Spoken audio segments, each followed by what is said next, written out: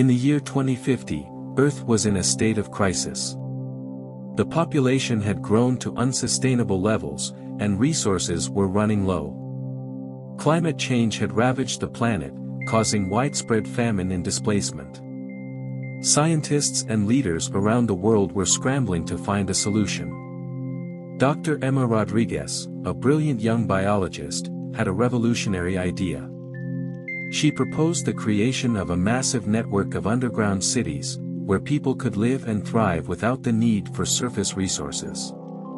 The cities would be powered by geothermal energy and would use advanced recycling systems to recycle waste into resources. The idea was met with skepticism at first, but as the situation on the surface of the Earth continued to deteriorate, more and more people began to see the wisdom of Dr. Rodriguez's proposal. Governments and private organizations around the world began to invest in the construction of underground cities. The first underground city was built in the year 2060, and it was a massive success.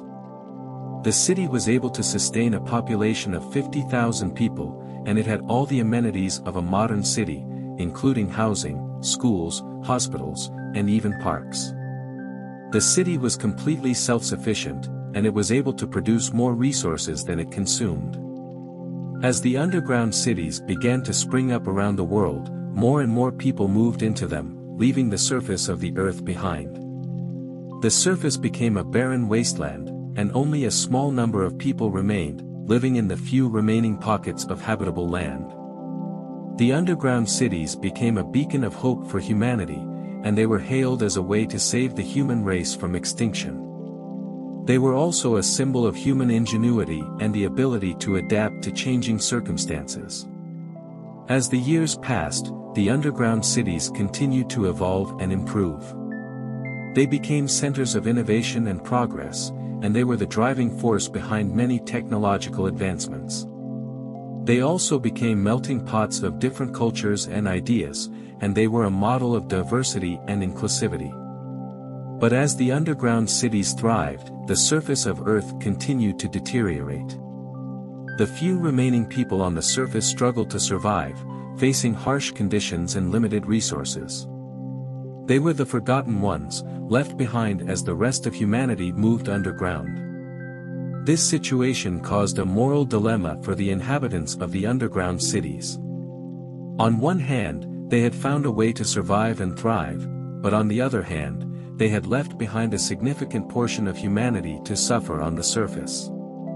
As the years passed, some of the underground city dwellers began to feel guilty about their comfortable lives, while their surface-dwelling counterparts suffered. A movement began to emerge, calling for aid and support for the people on the surface.